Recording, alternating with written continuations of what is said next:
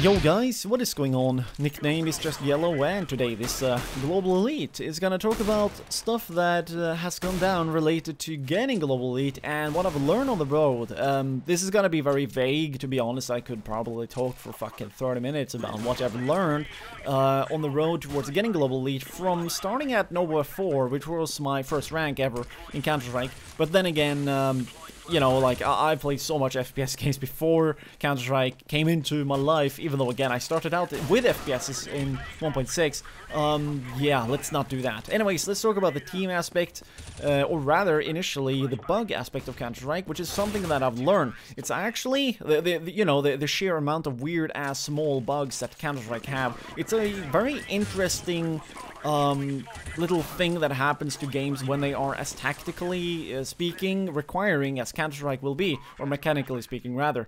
What I'm talking about is, you know, a high tick rate, very advanced kind of mechanics for the game and how you can play it, the minute details to the maps and how they can greatly affect the entire games and stuff like that.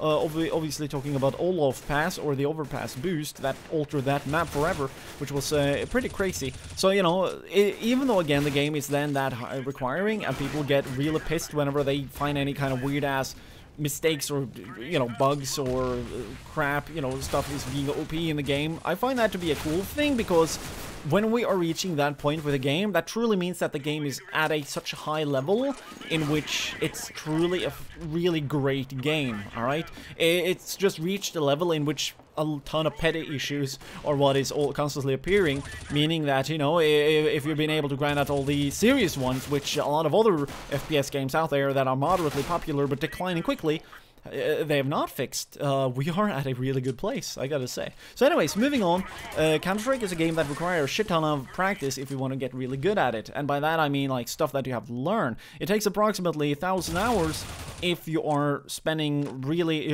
you're essentially spending your time really well, you're being effective, you know what you want to do, you know what is the highest level in which you want to reach by skill, and thus what you need to learn at, and stuff like that. Like, I've learned that this game here, it's probably one of the best games that you can ever buy if you prefer to play an FPS game and you want to compete and you want to get, you know, personally speaking, better, but you also enjoy that. I enjoy that a lot, and thus this has probably been the best purchase I've technically ever made.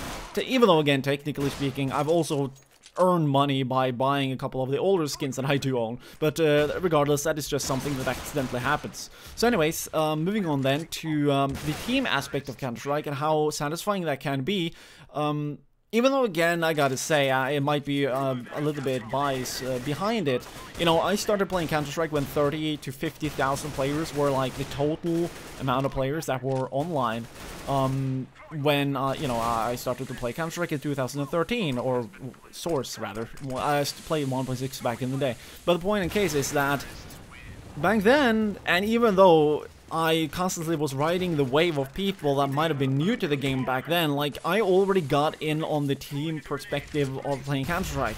You don't really need to frag all that much as long as you're able to crack up a site and let your teammates play and do the important stuff. If you're able to do a couple of clutches, planting a couple of bombs, being able to still carry your weight and not drag your entire team down, it's all worth, even if you're not beasting. I think this is great, even more so if you are motivating your teammates, you're cracking down what should be done, you are, by information, feeding other teammates and allowing them to be able to carry the entire game.